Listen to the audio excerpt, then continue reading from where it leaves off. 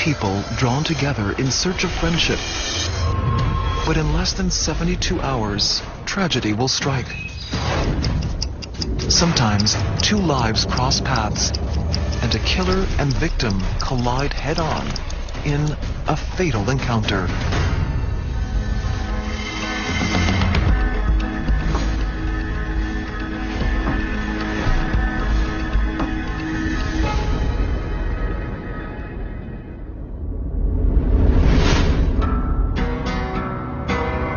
In the early afternoon of March 22nd, 2010, Joel Leyva, husband and father of three, looks out the window and takes in the open landscape as he drives to meet his new friend, Angela Sanford, at Sandia National Park. I had never heard of Angela Sanford. We didn't hear her name until the next day. Angela arrives first, just as the light begins to change on the mountain, turning it bright red. She had already been there. He arrived after her. Let's take this truck. We're taking it from north. No one who saw them set out that afternoon would have suspected that for one of them, this hike would be their last.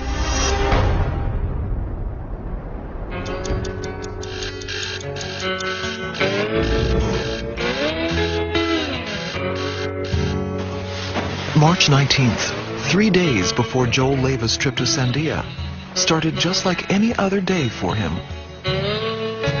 The former Marine and married father of three grown children woke up in the early morning. My dad loved to wake up early. He loved being that person to rise up first and get things going during the day. He didn't like just sitting there doing nothing. He had to be doing something. He sits down for breakfast and a cup of coffee with Betty, his wife of 28 years. Thank you. They knew each other inside and out. If it was a game of chess between them two, that game, nobody would win. They would know each other's moves, 3 steps ahead and 3 steps back. It was truly a best friends relationship right there. After chatting with Betty about the day to come, Love you. Be safe. he heads off to work. He was in shipping, and it was a company that would ship New Mexico products like piñon, green chili, things that might not be found in other parts of the world. And the smile that he knew he was putting on people's faces by giving them something that they couldn't get elsewhere, he really enjoyed and took pride in that.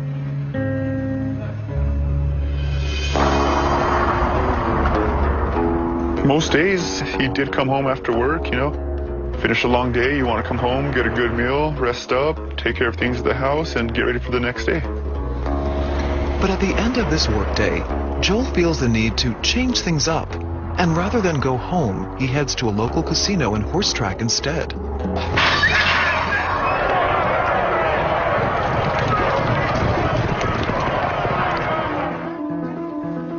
He wasn't a man of great wealth. I can assure you of that. He worked hard for any little bit he had. He wouldn't really go to the casinos, maybe the horse track. It was in Santa Fe Downs. More because it was a sport than anything else. You could sit and watch horses and run around.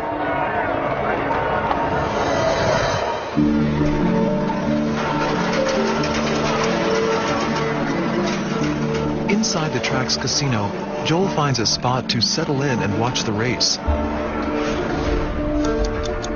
The woman watching the race next to him is also alone, and the two strike up a conversation.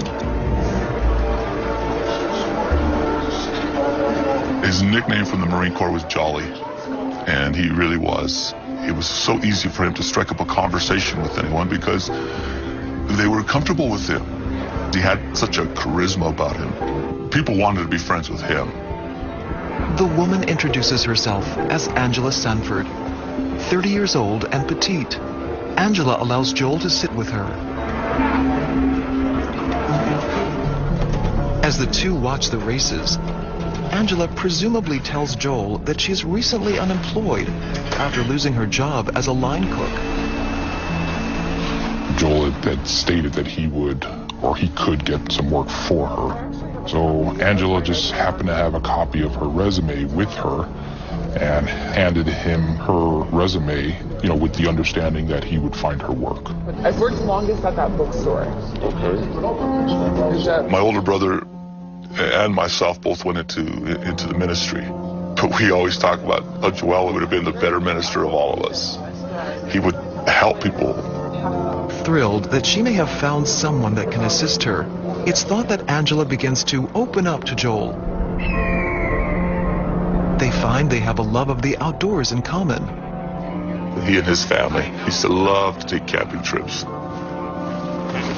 He made it a point to get his boys out there, to teach them how to build a fire, to put up a tent, to enjoy the beauty of nature, and just breathe the fresh air. But it's believed the conversation soon takes an unexpected turn. Angela tells Joel that she is a practicing Wiccan, a modern pagan religious movement. Wicca is very much a mixture of many things. It first came to the United States in the 50s. The term Wicca was actually reached because the old English meaning, and there's some debate about this, for witchy or wiki was to bend through the use of will. So Wicca just means one who uses will to interact with and change reality. Joel is thought to have been taken by surprise. A God-fearing man, he is the son of a local pastor. Joel says his prayers daily and makes sure to instill a sense of God and spirituality into his children. My dad was a very religious person. He didn't take the same route as my grandfather and some of my uncles and go, get into the ministry and whatnot. But he definitely knew who God was. Every meal we prayed, every night before going to bed we prayed, and we talked to God all the time. But when Angela explains what Wicca is, it's presumed Joel is willing to listen. Wicca is a spiritual path related to nature and natural cycles. There's more of a daily way of life, a trying to pay attention, notice the beauty of nature, interact with it. The people who believe it's connected to Satanism are totally confused because Satan is a deity of Christians. Very hard to worship something you don't believe in. Ultimately, Joel decides Angela's unconventional beliefs shouldn't prohibit him from making a new friend. I'd say my dad is probably the most social person I know. He could walk up to anybody, anywhere, and just start off a conversation with them and be able to relate and get along and just go from there. He's a really outgoing person. What's your phone number? 505. At the end of the night, the two exchange numbers and decide to keep in touch and meet up again. Cool.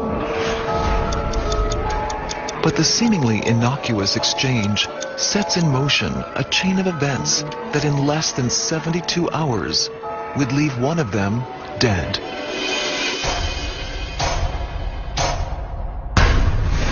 Coming up, Angela's troubled past comes back to haunt her.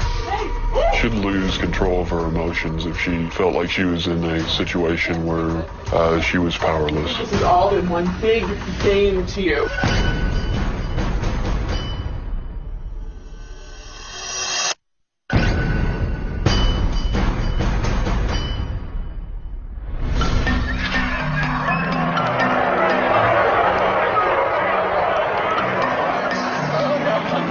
Angela Sanford and Joel Leyva have just met at the horse track. Despite their age difference, 52-year-old Joel and 30-year-old Angela hit it off. I know. Yeah. Angela has recently lost her job as a line cook, and Joel thinks he can help her find a new one. Joel was a very considerate and compassionate person. He would do whatever he had to help someone. Angela and Joel exchange numbers at the end of the night and promise to stay in contact. After they first met, phone records, both Angela's phone records and Joel's phone records, show that they both had made phone calls back and forth to each other. There's no way to know what was actually going on in his head at the time. My dad had never mentioned Angela Sanford. He was one of those people that had tons of friends, tons of random friends, acquaintances, and it wouldn't ever strike me if he had, 20 other friends randomly that we'd never heard of. And at the time she and Joel meet, Angela Sanford is in desperate need of a friend.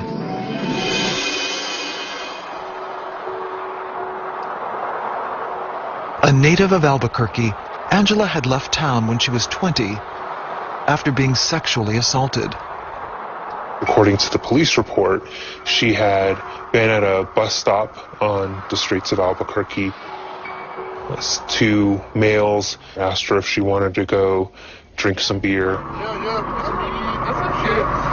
She agreed to and went to a hotel room in the area where several other people were also in and out of the hotel room drinking beer. I like that. Don't go back. We're more than that. Yeah, don't be sure about that. Oh, man. Have some more beer. Drink up one more sip. Kind of sleepy. Angela eventually ended up alone in the room with one of the men, who then raped her.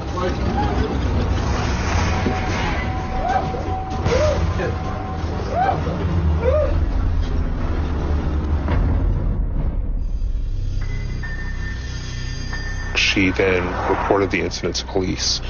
All she had was a first name. It wasn't even clear whether that was his actual first name or just something he was called. So police were never able to identify a suspect, much less apprehend one. Angela decided to leave Albuquerque and start fresh in Illinois with her boyfriend, Brian Herring. We both liked the same type of music. We both got into subjects of the occult. I guess we were both just kind of different. Angela had developed an interest in mysticism in her early teens, and with Brian, she felt free to explore darker aspects of the occult. Her and I both got into things that gave us a dark feeling. I just kind of got into this dark energy. We did lots of crazy stuff. We may have sacrificed something, I don't know. At that time in my life, I guess it kind of gave me a sense of purpose. But whereas Brian was focused on Satanism, Angela was open to any alternate belief system. She kind of mixed and mingled in different parts of different religions to where it seemed like she really didn't know what she was doing, or really was just kind of feeling her way around in the dark for purpose.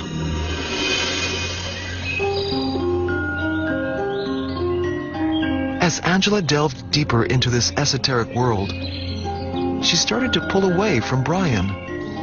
A couple times she'd go out to the woods with candles and books and wouldn't really incorporate me in on it. She'd just kind of keep to herself.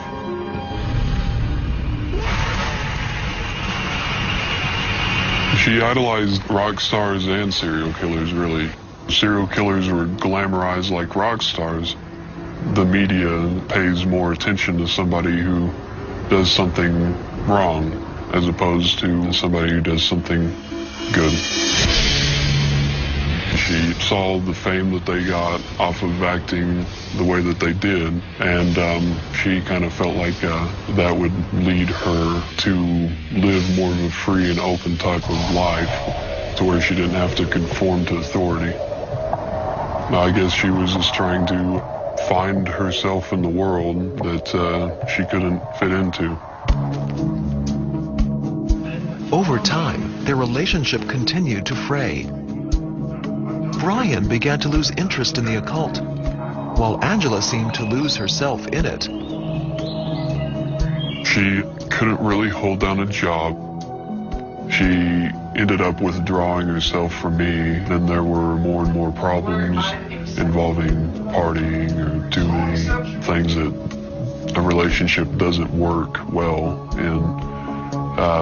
She would just kind of get more wrapped up in these fantasies. The rift between them was ever expanding when Angela became pregnant. We had a kid together. I was too young at the time to really provide for the child. I think this has all been one big game to you. Angela decided to keep the baby, but she and Brian finally broke up.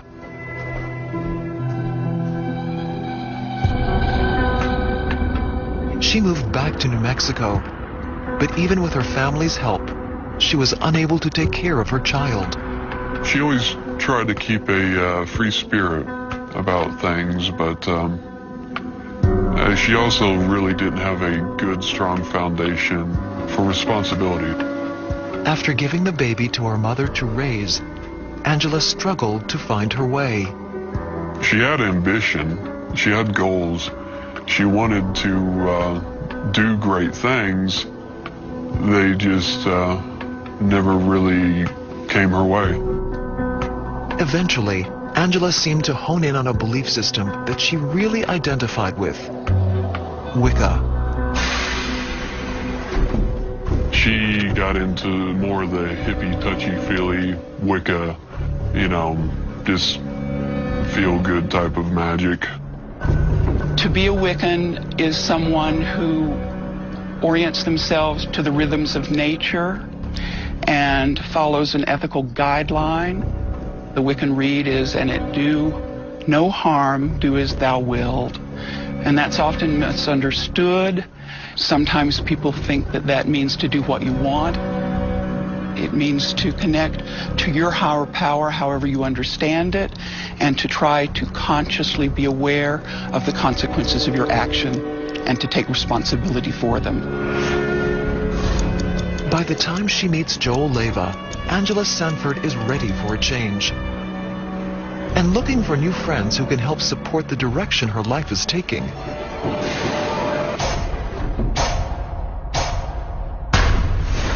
Coming up, her back against the wall, Angela lashes out. I think that she may have gotten a little carried overboard and the situation got out of hand.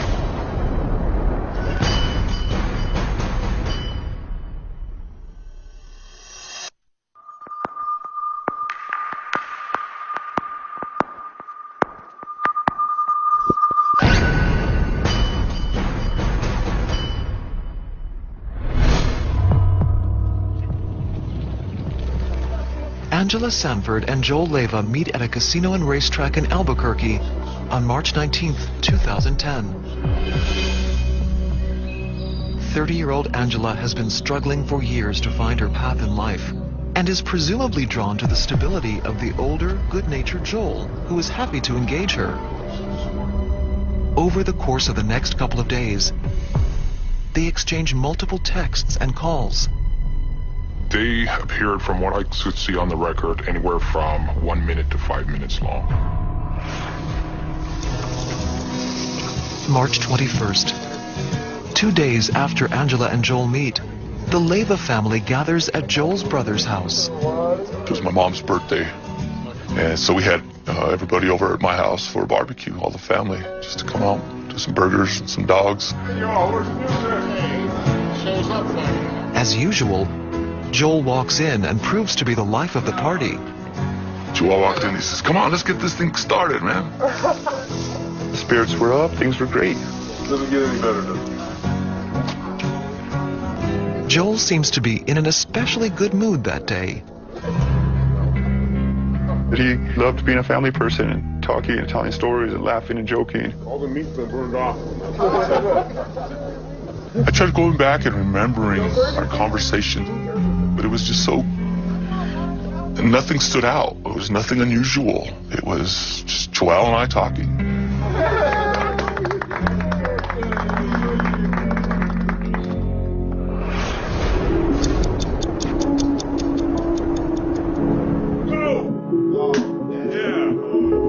The following day, Joel has a leisurely morning at home.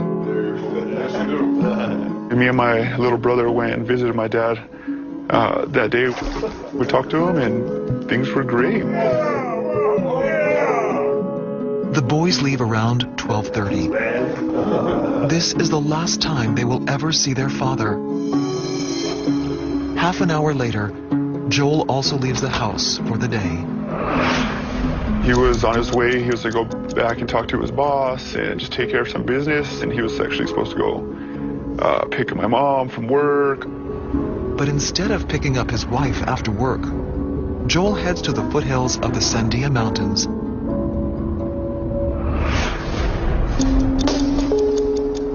While everything was going along well for Joel, things couldn't have been harder for Angela Sanford on the morning of March 22nd. Angela, at that point, she had just lost her job. I don't want to be with you. Her longtime boyfriend and her were on the outs, and they were getting ready to separate. And basically, Angela was just down on her luck at this point. This is real. This is not normal. You don't get it. Broke and on the brink of another failed relationship, Angela needs to get out of the house. And she remembers that today is a special day.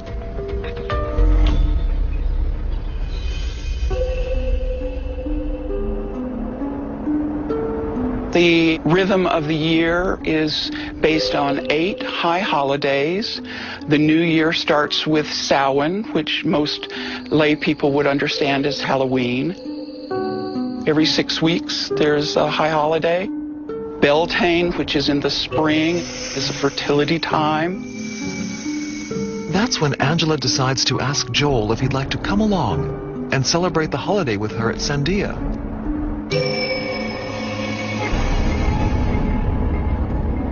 Joel agrees to meet Angela after he finishes up with the errands he's running.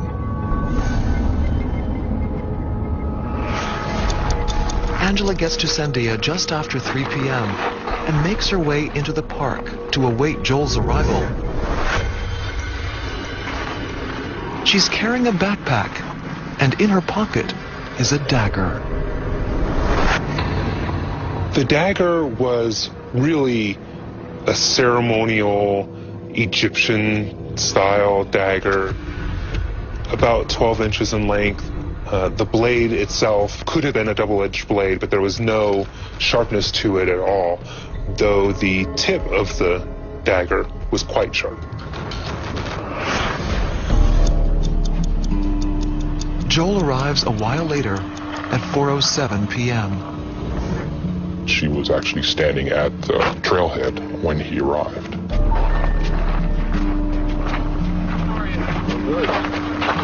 The two set off along a dusty path.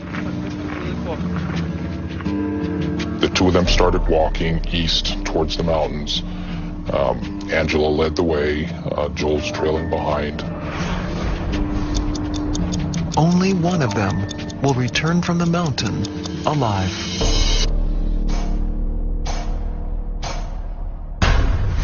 Coming up, a seemingly friendly excursion in the park takes a dark turn. He came up behind her and started making aggressive actions towards her.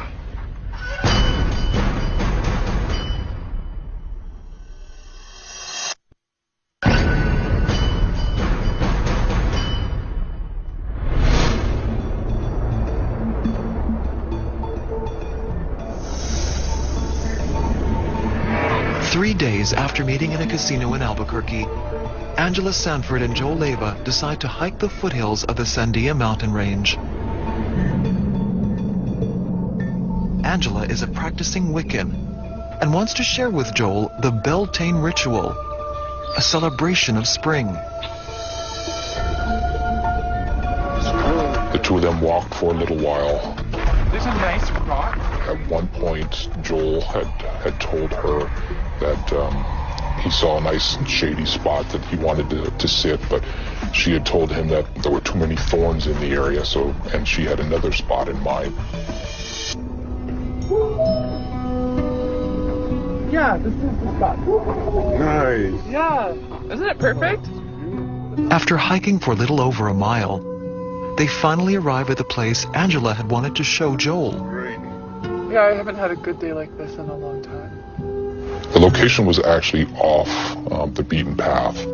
You could not see this location, even though it was just a couple yards away from the main trail. The area is flat and smooth, hidden from view by an outcropping of rocks and boulders. Cheers to us. Cheers. Angela brought some beers and tequila along to enjoy the sunset. According to Angela, they started drinking. She drank a few beers, and he was drinking a beer and a bottle of water. This is amazing. Thank you for bringing me out. You're very welcome.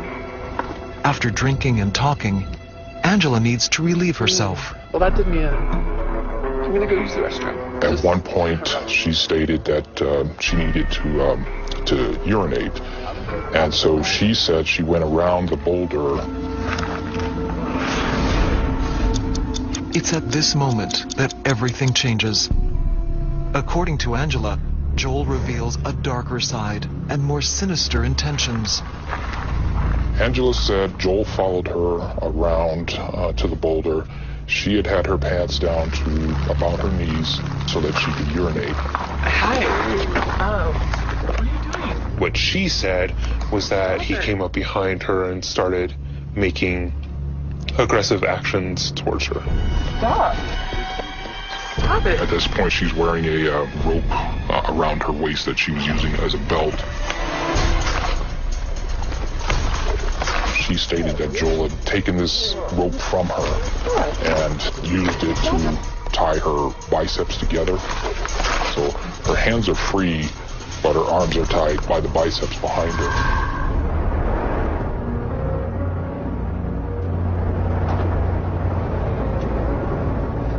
What she said he did is he started fondling her, making her fondle him. He found a ceremonial dagger in her pocket of her pants, and that he had taken the dagger away from her. Angela stated that she thought Joel was going to sexually assault her. Let me go. I think you're crazy. Angela says she is terrified that she will be raped again, but is able to pull herself together and try a new tactic.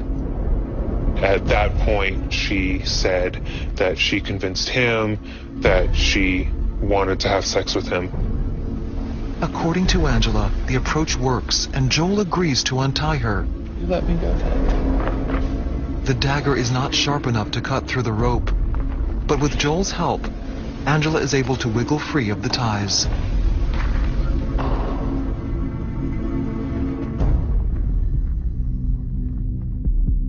At this point, he lays his black leather jacket down on the ground, and she said that he laid down on the jacket.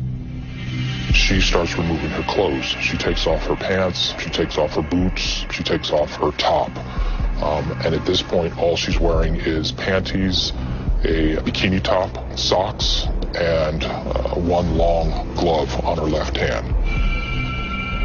Angela says she is petrified, but manages to compose herself enough to keep up the seductive charade.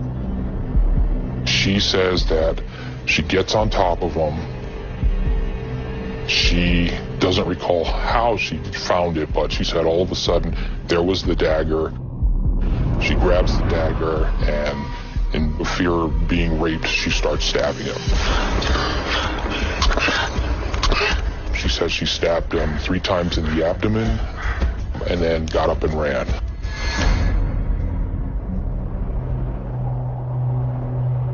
Half naked and in a daze, Angela starts making her way down the trail back towards civilization. The first witness to actually encounter Angela along the trail was a male walking his dog.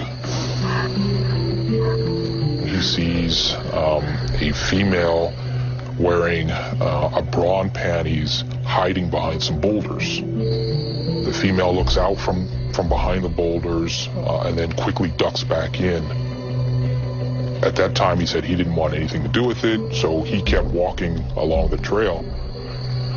Well, the trail that he was walking on kind of leads him to the other side of that boulder as well.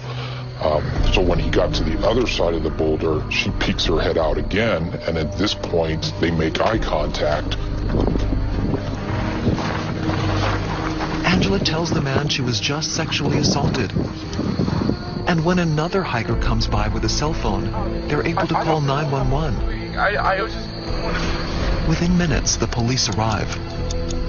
Angela is safe. Drop the knife. Yes. Or so it seems. Anybody in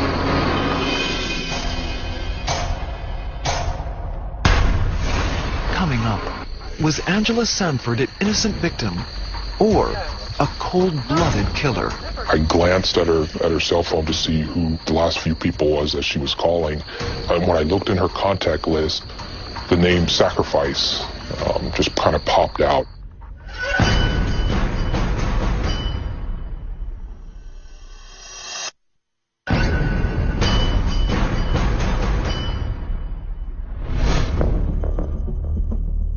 On the afternoon of March 22nd, 2010.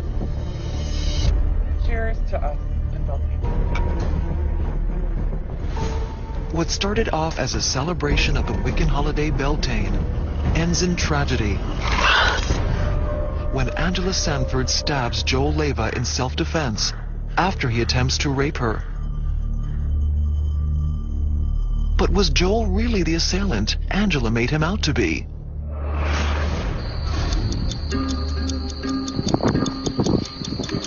The first officers that arrived on scene stated that when they arrived, Joel was in a kind of kneeling, praying position. He was on his knees, but face down with his face in the sand. It was unclear to them whether he was still alive. He was considered a suspect in a rape at this point. The officers didn't know if he was faking. They didn't know at this time that he was stabbed. So when they approached him, they handcuffed him. But when they turn him over onto his back, officers are stunned to discover that Joel Leyva is dead.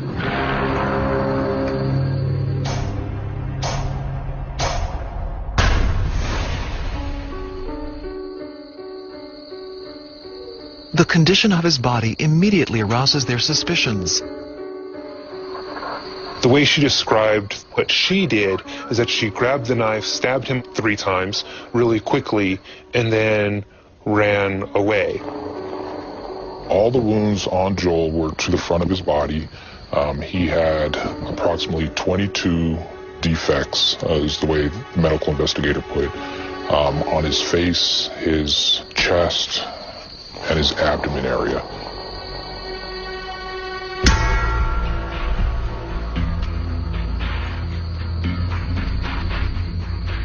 The wounds could have been consistent with somebody who was fighting back, except for the fact that the wounds were so straight up and down. It really seemed like she was together with her hands like this, going up and down. The natural reaction is going to be stabbing sort of to the side as opposed to straight up and down. It's not a natural reaction. There was also one streak of wounds, frankly, across his face. It looked like the knife was drug across his face. One of the things that you learn in homicide is the more stab wounds that there are on an individual, the more personal that crime is. It just shows more rage and more anger. Moreover, witnesses in the area never heard Joel cry for help, and he only has 2 small defensive wounds on his hands, indicating to authorities that he probably didn't see the attack coming. There were a couple of the stab wounds that would have immediately made it very difficult for him to do anything, getting his lungs so that he couldn't have been able to react.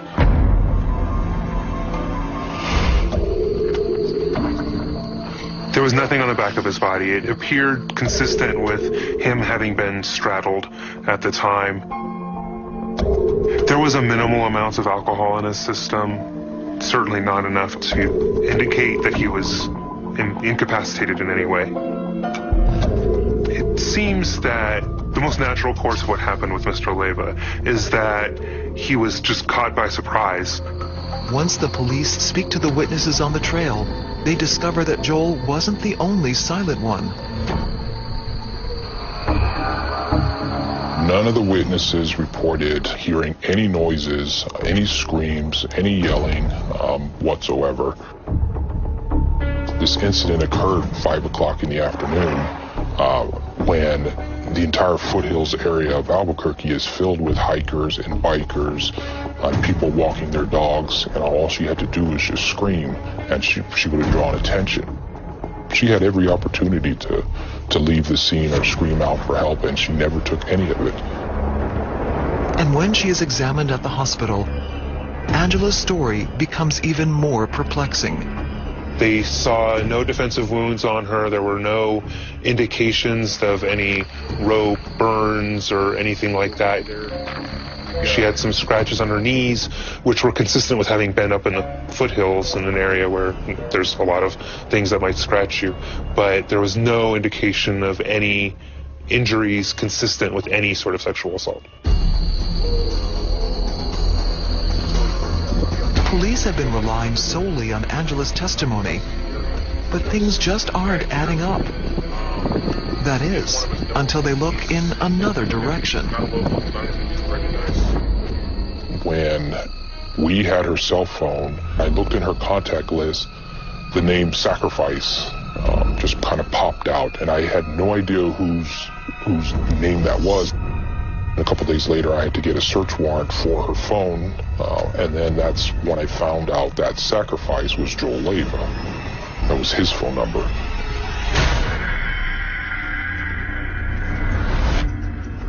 Joel's entry as Sacrifice into her phone, coupled with the lack of evidence supporting her claims that he attacked her, indicate to authorities that when Angela called him to hike Sandia that day, she may have had something more malevolent in mind than a Wiccan celebration of nature.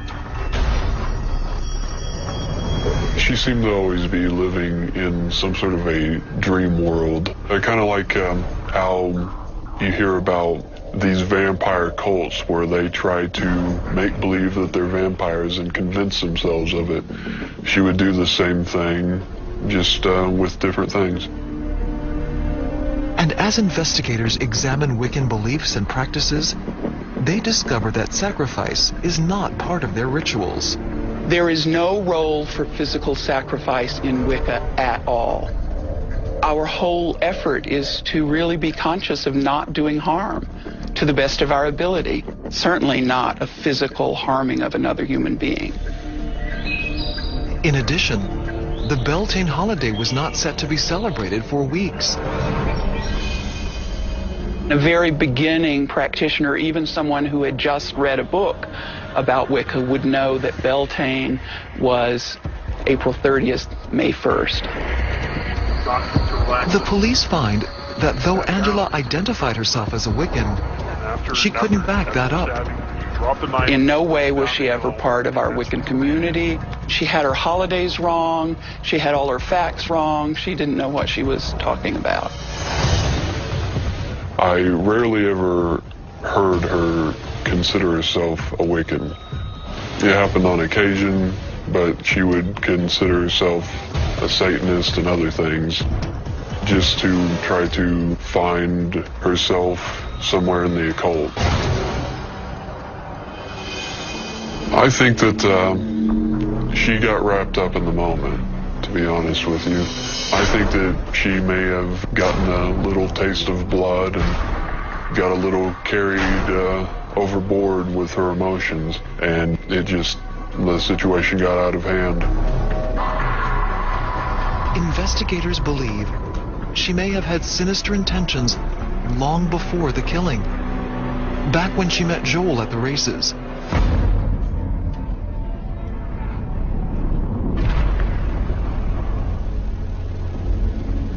No one knows for sure why Joel went to meet Angela that day. But according to authorities, his well-established good nature makes Angela's claims of sexual assault unlikely. He did not have any sort of criminal history at all. By all accounts, Joel Leyva was a family man. He was really well loved, both by his family and in the community. We've had a number of letters from lots of people throughout the community in support of him and missing him deeply. It wasn't self-defense. It wasn't anything else about that. Everything that she said, it was coming to be a lie. Why did Angela Sanford kill Joel Leyva? Her motives remain unclear. but investigators suspect she may have lured him to his death. After the detectives finished interviewing Angela Sanford, they talked amongst themselves and decided that they felt like she was not being truthful, that she had actually committed a homicide. Ultimately, they wrote up a warrant for her for first-degree murder. I felt we had a pretty strong first-degree murder case, but if she got one juror to hold out, then they could hang the jury and we could have to try the case over and over again. Ultimately, we felt like getting a conviction on this case was important, and so we offered what we considered to be the harshest possible plea we could make other than first-degree murder. On August 26, 2011, she pleads no contest to murder in the second degree, although Angela maintains that she was protecting herself from being raped. She has never changed her story, even in regards to the plea. Her demeanor the night that everything happened seemed to be quite off to the investigators. She was smiling at inappropriate times. Since then, her demeanor has continued to be odd. She doesn't seem to be taking things seriously at times. So far, we haven't seen a bit of remorse. Angela Sanford is currently awaiting sentencing. We, as a family, have, as difficult as it is, and this is because of my dad and mom and their faith, we will forgive her. That's our nature, is to forgive, is to accept and move on. But he will forever be in my heart. Ironically, the situations have worked out for her in her own benefit. If, that lure of mystery, if she was trying to achieve that, she got what she wanted.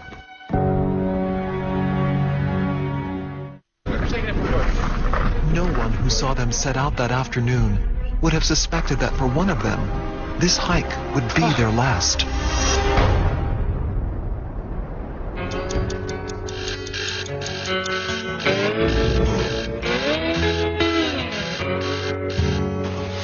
March 19th, 3 days before Joel Leiva's trip to Sandia, started just like any other day for him. The former Marine and married father of 3 grown children woke up in the early morning. My dad loved to wake up early. He loved being that person to rise up first and get things going during the day. He didn't like just sitting there doing nothing. He had to be doing something. He sits down for breakfast and a cup of coffee with Betty, his wife of 28 years. Thank you. They knew each other inside and out. If it was a game of chess between them two, that game, nobody would win. They would know each other's moves, 3 steps ahead and 3 steps back. It was truly a best friends relationship right there. After chatting with Betty about the day to come, love you. Be safe. He heads off to work. He was in shipping, and it was a company that would ship New Mexico products like piñon, green chili, things that might not be found in other parts of the world. And the smile that he knew he was putting on people's faces by giving them something that they couldn't get elsewhere, he really enjoyed and took pride in that.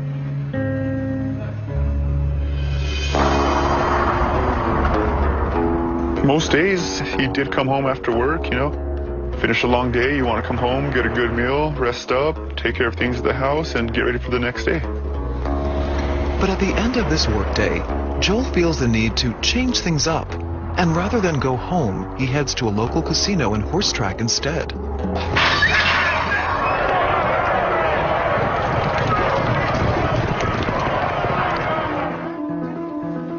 He wasn't a man of great wealth.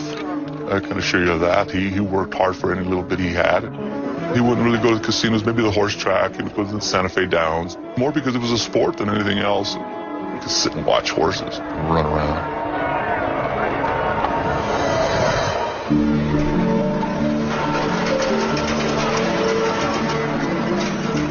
Inside the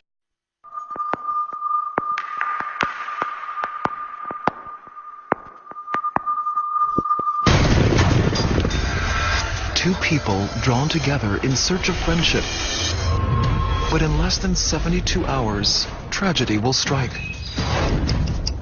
Sometimes two lives cross paths, and a killer and victim collide head-on in a fatal encounter.